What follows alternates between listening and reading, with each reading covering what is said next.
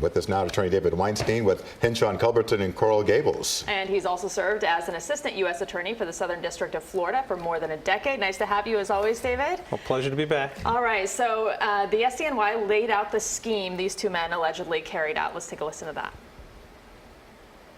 Parnas and Fruman contributed $325,000 to Committee 1. Now, this contribution was not made in their name.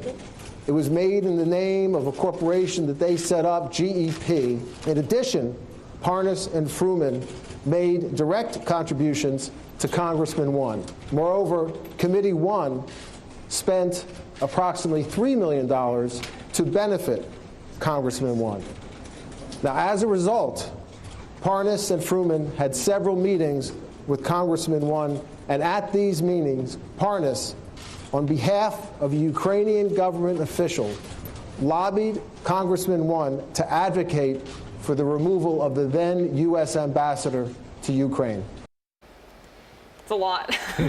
And this is just the tip of the iceberg, it appears. It is, because the prosecutors in the Southern District of New York, as well as the Justice Department, are continuing to look into the activities of these two individuals, as well as the other two men who were named in the indictment, and that campaign and that finance committee and the contributions they were going to make. Were they just influencing the removal of this single ambassador? Were they some way linked into the removal of somebody else? Are they trying to push their agenda on another front? They mentioned investments in marijuana businesses in Nevada and other politicians they were influencing throughout the United States. We just heard that Governor DeSantis is returning money that was given to him by these people. So who knows how many more campaigns they were secretly trying to finance and what the ultimate goal of their plan was. So let's try to connect a few more dots here, because these guys indicted for campaign finance violations, but also they allegedly had a role in the whole pressure campaign involving the Ukrainians to investigate the Bidens. Now, we know the impeachment investigators have issued subpoenas, but can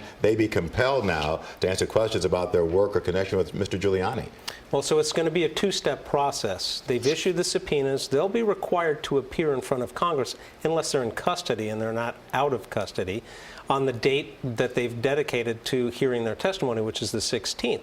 So they'll have to show up. Now, can they say that they don't want to answer certain questions because of the ongoing inquiry? Certainly, their lawyer will advise them not to say anything that might incriminate them.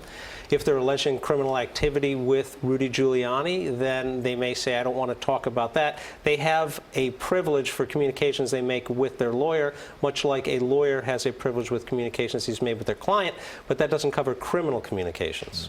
Okay, so Giuliani and now Energy Secretary Rick Perry have both been subpoenaed to testify before Congress. What's the likelihood they're going to cooperate? Again, they both have to show up to answer to their subpoenas. Giuliani will likely invoke his right not to testify about matters that occurred between himself and his clients.